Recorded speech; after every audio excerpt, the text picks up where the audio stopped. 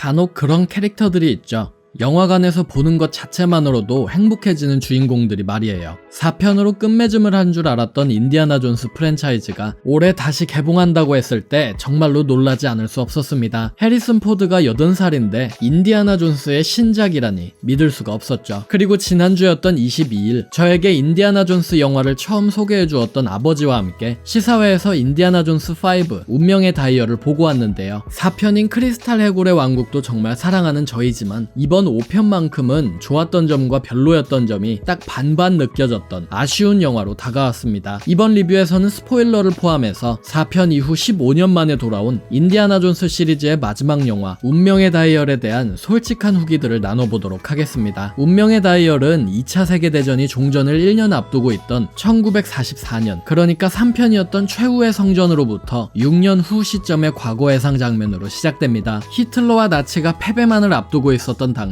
인디아나 존스는 자신의 동료 교수인 바질 쇼와 함께 예술을 찌른 창이라 알려진 롱기누스의 창 끝부분을 되찾기 위해서 나치 병영 캠프에 잠입한 상황이었습니다. 시리즈와 연이 깊은 유물이기도 하고 성괴와 성배를 이어서 롱기누스의 창 역시 성경 베이스의 유물인지라 롱기누스의 창 이야기를 끌고 갔어도 재밌지 않았을까 싶긴 했지만 시리즈의 전통상 메인이 되는 유물 등장 이전에 오프닝 장면에서 사이드 유물들이 잠깐 등장하기 때문에 이후로 영화에서 롱기누스의 창은 더 이상 등장하지 않습니다. 당시에 젊은 인디아나 존스를 보여주기 위해서 영화는 디에이징 기술로 해리슨 포드의 얼굴을 젊어 보이게 만듭니다. 장면 배경 자체가 어두워서인 것도 있지만 전체적으로 기술이 이 정도로 발전했구나 싶을 정도로 디에이징의 효과가 대단해 보이는데 가끔 가다가 조명을 쨍하게 받거나 할 때에는 CGT가 확 나서 당황스러울 때도 있습니다. 하지만 젊은 해리슨 포드가 나치들을 두들겨 패는 장면만큼이나 속이 후련한 시퀀스들이 또 없죠. 레이더스 초반의 사원 탈출극, 마궁의 사원 초반의 클럽 오비완 소동, 최후의 성전 초반의 어린 인디아나 존스의 코로나다의 십자가 탈취 장면처럼 이번 영화는 초반 오프닝 시퀀스에서 베를린으로 도망가는 나치 열차에서 가품으로 들통난 롱기누스의 창, 그리고 우연히 발견한 아르키메데스의 안티키테라 장치를 두고 인디아나 존스와 나치들이 한바탕 액션을 벌이는 장면으로 시작됩니다. 이처럼 비록 스티븐 스필버그가 직접 감독을 맡진 않은 영화임에도 운명의 다이얼은 기존 시리즈의 문법을 충실하게 잘 따르면서 그 안의 디테일들 또한 팬들이 바라던 만큼 잘 살려냅니다. 스티븐 스필버그 본인도 제임스 맨골드 감독의 결과물을 보고 놀랐다고 하네요. 안티키테라 장치를 갖고 있던 자는 나치 소속의 과학자였던 위르겐 폴러 박사였습니다. 그가 나치 지지자였다가 이후 미국에 투항해 아폴로 11호 제작에 도움을 줬다는 설정은 실제로 나치 출신의 아폴로 11 프로젝트 과학자인 베르너 폰 브라운에서 따온 것이라고 하는데요. 아무튼 영화에서 위르겐 폴러 역을 맡은 매즈 미켈슨의 연기에 대한 칭찬을 하자면 정말 한도 끝도 없을 것 같은데, 초반에는 처연하고 무해할 것 같았던 그가 인디아나 존스 때문에 굴욕적인 패배를 맞이한 이후 도끼를 품고 차분한 말솜씨로 그를 옥죄어오는 장면들은 매즈 미켈슨이 아니면 할 사람이 정말 없겠다 싶었습니다. 다만 전체적으로 폴러 박사가 영화 초반부터 등장해서 본인의 야망과 계획을 전부 밝혀서 흑막에 대한 반전의 요소가 없고 액션은 그의 부하들이 독단적으로 펼치다 보니 그의 지략도 부각되지는 않아서 폴러 박사 캐릭터가 가진 잠재력에 비해서는 그의 매력이 최고조로 발산되진 않았던 것 같습니다. 심장이 쿵쾅거릴 정도로 정겹고 그리운 나치 대학살 액션이 펼쳐진 바로 다음 장면은 25년이라는 시간이 지난 1969년, 즉 영화의 본 내용이 펼쳐지는 시점에 나이든 인디를 비춥니다. 오랜만에 만난 인디는 젊은 시절의 유쾌함과 생동력을 모두 잃은 모습입니다. 팬티바람에 술에 취해서 소파에 잠들어 있고 4편에서 재결합했던 아내 마리온과는 완전히 이혼한 모습입니다. 여기서 모든 분들이 궁금해했던 바로 그 궁금증, 대체 인디의 아들인 머트 윌리엄스는 어떻게 되었는지에 대한 이야기도 등장합니다. 작중 머트는 아버지를 화나게 만들기 위해서 출가해서 월남전에 참전했다가 전사했다고 하는데요. 그 때문에 아버지였던 인디아나 존스와 마리온 모두 상상을 초월하는 고통을 겪었고 그 충격에 마리온은 인디와 이혼을 하게 됩니다. 샤이아 라보프라는 배우에 얽힌 수많은 사건 사고들 때문에 머트는 영화에 등장하지 않지만 그럼에도 인디아나 존스 가족의 일원으로서 그의 죽음은 영화의 스토리와 인디아나 존스 존스라는 캐릭터에게 계속해서 존재감을 남긴다는 점이 참 설계를 잘했다는 생각이 들었습니다. 노년의 나이에 맞이한 아들의 죽음은 인디에게 시간을 되돌릴 수 있다면 무엇을 하겠냐는 질문에 아들의 참전을 어떻게든 막았을 것이란 대답으로 돌아올 정도로 그 어떤 총상과 부상보다 더 가혹하게 다가옵니다. 오늘은 헨리 존스 주니어 교수의 정년 퇴임일이자 달의 날입니다. 학생들은 캐캐묵은 과거의 이야기보다는 인류가 달을 정복했다는 미래에 들떠 있었고 인디의 수업 또한 예전처럼 북적거리고 인기가 많지 않고 하품 소리만 날 뿐입니다. 고고학과 과거, 더 나아가 인디아나 존스라는 캐릭터 자체가 골동품이 되어버린 시대. 배우 해리슨 포드는 이번 영화를 두고 이 사람이 어쩌다가 이렇게 되었을까를 곰곰이 생각해보게 되는 영화라고 말했는데요. 그의 말마따나 인디아나 존스는 예전의 유머와 생기를 모두 잃었습니다. 물론 아직까지도 고고학 이야기만 나오면 아이처럼 기뻐하는 것은 여전하지만 재치를 잃은 인디의 모습은 영화 분위기상 굉장히 크게 다가옵니다. 인디아나 존스 시리즈의 가장 큰 매력 중 하나는 간혹 우스꽝스러울 정도의 유머입니다. 아무리 진지한 상황에도 크고 작은 유머들이 영화를 계속 끌고 나가서 말 그대로 재미있는 모험 영화를 만들어주죠. 하지만 영웅 은퇴작 전문 감독이기도 한 제임스 맨골드 감독 특유의 웃음기 싹 뺀 다큐멘터리 느낌의 연출과 노쇠한 인디아나 존스가 합쳐져서 개인적으로 운명의 다이얼은 영화 전체적으로 이 유머가 부족해서 아쉽다는 인상을 받았습니다. 모험 활극 영화에서 모험은 계속 할 건데 유머를 빼버리니 불협화음이 생길 수밖에 없죠. 최후의 성전 촬영 당시 인디의 아버지를 연기한 숀 코네리가 58살이었고 현재 해리슨 포드가 80살이라는 걸 감안하면 비교하기가 애매하긴 합니다만 개인적으로는 나이든 인디도 그의 아버지만큼 몸은 늙었어도 재치는 잃지 않았으면 했는데 아쉬웠습니다. 하지만 마치 해리슨 포드 본인의 다큐멘터리를 찍는 것처럼 매사 궁시렁거리고 꿍얼거리면서도 할 일은 하는 인디아나 존스의 모습은 그 나름대로 웃겼던 것 같긴 합니다. 80살 할아버지가 모험영화 주인공을 맡는 게 어디인가요? 1969년 7월은 16일에 이륙한 아폴로 11호가 20일에 달 착륙을 실제로 성공한 역사적인 달로 영화에서는 이를 축하하기 위해 뉴욕 시내에서 달의 날 퍼레이드를 성대하게 엽니다. 이 날을 인디아나 존스 시리즈의 마지막 이야기의 배경으로 설정한 것은 정말 기가 막힌 선택이라고 생각했습니다. 문자 그대로 인류 역사의 한 시대가 막을 내리는 역사적인 순간에 인디아나 존스 또한 은퇴하는 셈이 되는 것이니까요. 영화에서 묘사되는 달의 날 퍼레이드는 실제 역사의 한 장면을 직접 보는 것처럼 정말 현실적입니다. 다만 아쉽게도 시대적인 배경이 느껴지는 장면은 오직 이 장면 하나뿐이라서 이후 장면들에서도 6, 70년대의 시대 분위기가 드러나는 장치들이 많이 있었으면 좋았겠다도 싶었습니다. 혼자 쓸쓸하게 은퇴를 축하하던 인디에게 바질 쇼 박사의 딸이자 인디의 대녀이기도 한 헬레나 쇼가 찾아옵니다. 한 솔로 스타워즈 스토리에서 란도의 드로이드인 L3를 연기하기도 했던 피비 월러 브리지는 이번 영화에 굉장히 잘 어울릴 것 같아서 어떤 역할일지 가장 궁금했던 인물이었는데 까놓고 보니 캐릭터의 사용이 가장 아쉬웠던 인물이었습니다. 똑똑하고 겁이 없어서 모험에 정말 잘 어울리는데 반면에 사사건건 인디에게 짜증이 나서 틱틱거리는 데다가 거짓말에 등쳐먹고 유물을 팔아서 돈 벌 생각만 하고 있는 인디아나 존스와 정반대인 캐릭터를 영화 내내 보고 있자니 어느 순간부터는 짜증이 나는 건 어쩔 수 없었던 것 같습니다. 개인적인 취향이긴 하지만 저는 살라와 쇼트처럼 인디와 함께 하나의 팀으로 움직이는 사이드 캐릭터들이 더 좋았거든요. 거기에 헬레나는 굉장히 평면적인 캐릭터입니다. 뭔가 무서워하는 것도 없고 언어하게 암모하게 고고학까지 모든 걸 알고 있는 말 그대로 완벽한 캐릭터입니다. 안티키테라만 갖고 있었으면 혼자서 알아서 다 했을 법한 인물이죠. 그래서 캐릭터에게 공감을 하거나 헬레나가 자신이 가진 약점을 통해서 다른 캐릭터와 상호작용하는 모습이 거의 보이지 않았던 것 같습니다. 영화 결말부에 가면 어느 정도 인디와 헬레나의 관계가 나아지긴 하지만 그럼에도 어째서 이 두 캐릭터를 한 모험에 붙여뒀는지에 대해서는 끝끝내 이해가 되지 않았습니다. 아버지를 위해서 안티키테라를 찾는다는 말도 영화 말미에 등장하긴 하지만 크게 부각되지는 않는지라 러닝타임 상당 기간 동안 돈 때문에 움직이는 헬레나는 인디보다는 레이더스의 빌런이었던 벨록 박사 같은 빌런에 가까운 캐릭터로 느껴집니다. 헬레나와 더불어 테디라는 아역 캐릭터도 등장하면서 영화는 마궁의 사원처럼 인디와 여성 조력자, 아역 캐릭터까지 3인 구성으로 흘러가는데 이 테디라는 친구 역시 보는 내내 뭐 어쩌자고 등장시킨 캐릭터인지 이해가 가지 않았습니다. 마궁의 사원에 등장한 키오이 콴의 쇼트와 다르게 테디는 헬레나와 함께 메인 스토리에 잡음을 내는 캐릭터이기만 합니다. 가뜩이나 인디아나 존스의 마지막 이야기도 쓸데없는 액션씬들에 묻혀서 부족했는데 거기에 새로운 캐릭터인 헬레나와의 관계 설명도 해야 하는 와중에 테디까지 껴버리니 캐릭터 3명이 모두 따로 놀았습니다. 그런 단점이 극대화되었던 모로코의 추격전은 굳이 이야기하고 싶지 않습니다. 영화 내용에 아무런 영향도 없었고 영화 중반부에 주요 캐릭터들이 벌이는 추격전이라 긴장감도 없었는데 길기까지 해서 정말 불필요했던 장면이었습니다. 인디와 헬레나는 안티키테라가 절반만 발견되었으며 나머지 반을 찾아서 하나로 합치면 가공할 힘을 손에 쥘 수 있다는 사실을 깨닫고 여러 국가들을 돌면서 추격전을 벌입니다. 안티키테라의 나머지 절반을 찾기 위해 그리스를 찾아간 인디 앞에 할리우드판 조로 배우로 유명한 안토니오 반데라스가 인디의 오랜 선원 친구로 영화에 깜짝 등장하는데요. 이 장면에서 뱀과 비슷한 장어로 뱀을 무서워하는 인디를 놀리는 연출은 웃겼습니다. 1편과 3편에 등장했던 살라 또한 이번 영화에서 카메오 수준으로 역할이 적어서 특별히 덧붙일 말은 없겠지만 시간이 흘러도 당시의 활기를 유지하는 건 이번 영화에서 살라가 유일하지 않았나도 싶습니다. 영화의 메인 유물인 안티키테라 이야기도 조금 해볼까요? 안티키테라는 기원전 1세기에 그리스에서 만들어진 것으로 추정되는 청동기계로 세계에서 가장 오래된 계산기 혹은 아날로그 컴퓨터로도 통합니다. 안티키테라에 담긴 기어들로 말미암아 제작 단계에서 아르키메데스가 연관되어 있을지도 모른다는 가설이 있으며 유물 자체는 그리스의 안티키테라 섬 인근 남파선에서 발견되었습니다. 영화는 이런 실제 배경 스토리를 충실히 따라가는데요. 신화로 전해 내려오는 가상의 유물이 아니라 실제로도 유명한 유물인데다가 그 비화도 현실과 다를 바가 없고 유물이 가지고 있는 힘도 초장에 다 밝혀져서인지 안티키테라는 프랜차이즈 속 다른 유물들에 비해서는 임팩트가 약했습니다. 유물이 가진 초자연적인 힘이 무엇일지 가슴 졸이면서 보다가 결말부에 가서 그 충격적인 힘의 넋을 잃게 되는 것이 보통 인디아나 존스 시리즈의 전개인데 말이죠. 지극히 개인적인 감상이긴 했지만 유적 또한 너무 미적지근했습니다. 심장을 뽑는 부두술사의 마궁, 돌이 굴러오는 유적지에 외계인이 만들었다고 추정되는 사원을 보다가 흔들다리 하나 있는 사원을 보니 그간 느껴왔던 공간이 전해주는 마법이 느껴지지 않았던 것 같습니다. 더 흥미로운 배경을 보여줘서 영화가 전체적으로 부족했던 서스펜스 기믹을 넣었어도 좋았겠다 싶었습니다. 영화는 전체적으로 인디아나 존스의 마지막 모험이라는 소재를 빌드업하기 위해서 그가 한평생 찾아온 가장 오래된 친구, 평생을 바친 등의 대사들을 하는데 살라나 마리온을 제외하면 캐릭터들도 소품도 이번에 처음 등장하는 것들 뿐이라서 전혀 공감이 되지 않습니다. 어느 정도 빌드업을 하기 위해서 영화 초반에 중요한 이야기를 다 해버리긴 했지만 그렇게 돼버리니 되려 작품 내용이 뻔해져서 후반부 스토리가 기대되지도 않고 말이죠. 인디아나 존스 프랜차이즈의 각 작품별 스토리들이 거의 옴니버스식으로 연결이 잘 안 되어 있긴 하다지만 그럼에도 3편에서 인디의 아버지가 평생을 바쳐서 성배를 연구했던 분위기와 인디가 말로만 평생을 바쳐서 연구했다는 안티키테라의 느낌은 전혀 다릅니다. 같은 맥락에서 총상을 입고 치료 없이 몇 시간을 버티던 인디가 돌연 안티키테라의 힘으로 과거로 돌아가 아르키메데스의 곁에서 죽고 싶다는 말은 더더욱 이해가 되지 않았습니다. 결말부에서 주인공 캐릭터들이 아예 과거로 돌아가는 시퀀스를 오래 보여주는 것보다는 폴러 일행이 목적지를 모르는 시간의 균열로 넘어갔다는 모습 정도만 보여주었어도 이야기 결말부가 충분했을 것 같은데 참 아쉬웠습니다. 기대를 많이 해서인진 몰라도 아쉬움이 많이 남았던 영화였습니다. 하지만 영화에서 그때 그 느낌이 나지 않는 까닭은 어쩌면 당연해 보입니다. 사람이 나이를 먹듯 인디아나 존스가 나이를 먹듯 시간이 흐르면서 다음 시대에도 이전 시대와 같은 영화가 먹힐이란 보장은 없으니까요. 그와 동시에 굳이 작별 인사라는 것이 꼭 필요할까에 대해서도 다시 생각하게 만든 영화이기도 했습니다. 고령의 인디가 편안한 노후를 즐기는 모습까지 두 눈으로 확인하는 것도 좋지만 모름지기 모험영화 주인공의 대명사인 인디라면 최후의 성전 속 엔딩처럼 석양을 향해 말을 타고 달려나가는 그의 뒷모습만으로 어디선가 누군가와 또다시 모험을 하고 있을 인디아나 존스를 떠올리는 것만으로도 모험영화의 엔딩으로는 충분하지 않았나 싶습니다. 그럼에도 해리슨 포드는 여전히 멋있었고 테마곡은 여전히 눈시울을 붉히게 만듭니다. 마지막이라고 하니 괜히 더 섭섭하네요. 이 아쉬움을 어떻게 달래야 할지 모르겠습니다. 오늘의 영상은 여기까지입니다. 채널 구독하기와 영상 좋아요, 후원은 제게 큰 힘이 됩니다.